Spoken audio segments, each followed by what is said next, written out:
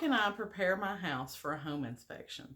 What items is the inspector going to be checking for anyway?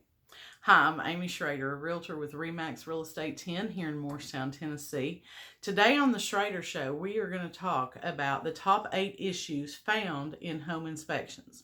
Okay, so you listed your home for sale. Now you've got it under contract, but that buyer's going to do a home inspection and you have no idea what that means or what you need to be prepared for. Okay, now when I list a home, I include a little checklist in the folder that I give to my sellers about preparing for a home inspection, because if the buyer, you go under contract and then they schedule a home inspection for 2 or 3 days later, it may not give you the time you need to actually prepare for it and check out some of these items on your own so that they don't show up on the home inspection. So you definitely want to make sure you know ahead of time what a home inspection entails and what are some of the issues that you need to look out for. Okay, one of the top issues are electrical outlets and GFCIs. Okay, now used to, GFCI did not exist. Then they came out with the GFCI outlets, and now homes are required to have actual breakers that are controlled for the GFCIs.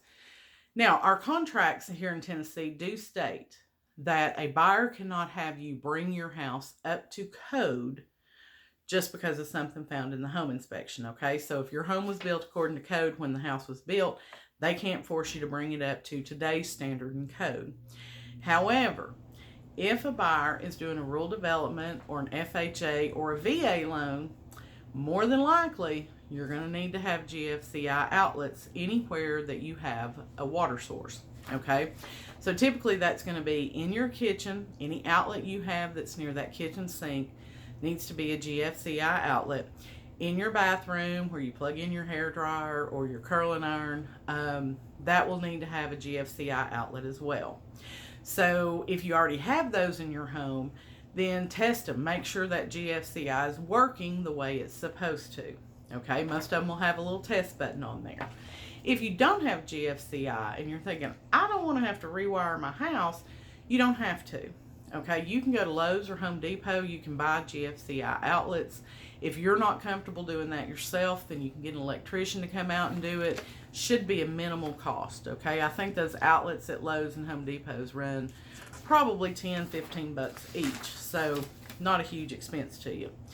The other thing you need to look for, do you have any drippy faucets?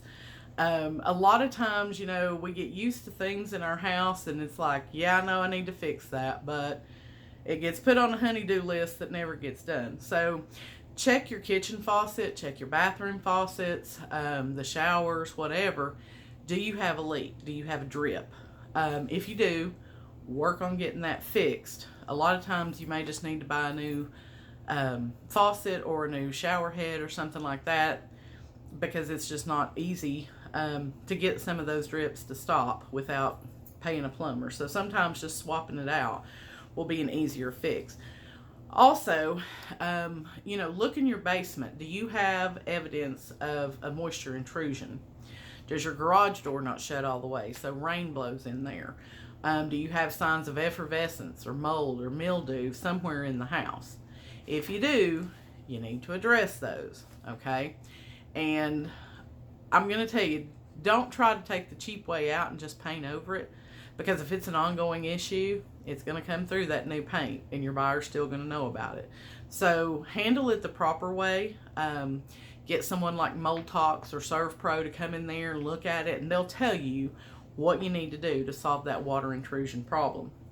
Another thing, make sure your filters are changed regularly in your house, like your HVAC filters. You know, if you're buying the ones that you only have to change 3 or 4 months, make sure that it's clean. Make sure that it is looking good in there. Now, filter's not a big deal, but if you have a dirty filter, then again, that's going to cause concern as to how well you're maintaining that HVAC unit. Make sure that your smoke detectors work. If you have carbon monoxide detectors in your home, make sure those are working. You know, the new code now is, again, you have to have a smoke detector in every bedroom, They can't require you to put a smoke detector in every bedroom now, but they will check the smoke detectors that you have to make sure they work. So if you've took the batteries out of them because you're tired of hearing them beep, whatever, make sure that you have batteries in your smoke detectors, check them, make sure that they work. All right. Item number 5, make sure that your windows open freely and close freely.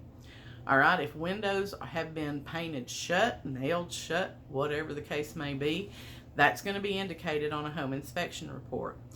If you have that constant fog in your windows, that usually means a seal is broken, and so you have moisture coming in there. If all your windows are like that, that may cause an issue. But if you only have 1 or 2, you may want to look at getting those windows replaced.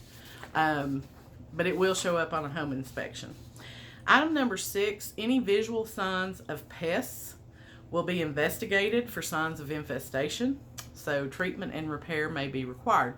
The biggest thing people always talk about is they get a pest inspection done, which is going to check for termites. If you have termites, treatment's going to run you anywhere from $500 to $1,000, depending on the size of your house and where the termites are. But the real problem becomes, have they damaged your home? Do you have a weakened structural beam or a deck, that's been eaten through by termites? That's where the money starts adding up. It's not necessarily the treatment, but it's any damage that they have done. So make sure you're looking at that. If you're not on a termite treatment plan, you may want to call someone like Arrow Exterminators or Bentley Pest Services. Have them come out, do a termite inspection for you so that you know ahead of time and you can start addressing those issues. Item number 7 are cracks in your foundation wall, basement water intrusion, and uneven flooring that will cause people to think, oh, there's an issue here. The floor's coming up. The floor is buckled. And I touched on this previously, but, the cracks in the basement walls, that's going to be something that they're going to notate. Sometimes it's just a pure settling issue, but other times it could indicate a major problem. I went and looked at a house, it's probably been about 6 months ago now, and they had a structural engineer's report attached to the listing, so everyone knew there was an issue with the basement. But when you go down there, like the whole basement wall had just kind of crumbled in. It was still there, but it had a definite crease in it from where it was about to fall. So, if you've got bulging walls in your basement, if you have a retaining wall that is starting to settle and crack and bricks are coming out or whatever, that's something you need to look at. It will get pinged on your home inspection, which if the buyer's okay with it, it may not be that big a deal, but it could keep a buyer from wanting to purchase the home. So those are definitely items you need to think about. Doors should open, close, and lock properly. So, it's one of those where that kitchen door ain't never worked right. You have to pull up on the handle to get it to shut. Fix it. Okay? Just fix it. Number 1, it'll help your home to show better. But number 2, that way it doesn't get indicated on a home inspection. Make sure your garage doors work and that they have safety features. Okay? So there should be a little sensor so that if, it's trying to lower and there's an object in the way, it doesn't crush a person or your car. So make sure your garage doors have those working safety features. All right. Those are 8 tips of things that you can help prevent from showing up on your home inspection. Again, I'm Amy Shrader with RE/MAX Real Estate 10. And when I list a home, I give my sellers a pre-inspection checklist, so to speak. I give them a list of things that home inspectors are going to check that they can take the time to check out themselves. The easier you make the home inspection for the inspector and the buyer, then the better chance you have of getting that sale closed.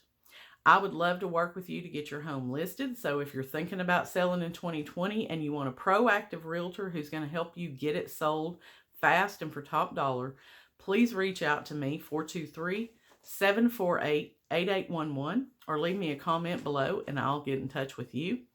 If you're new to the Shrader Show, then I encourage you to subscribe to my channel and then ring the bell so you'll be notified of future episodes. If you have a question you'd like answered on the Shrader Show, leave me a comment, send me a message, and we'll get your question answered soon.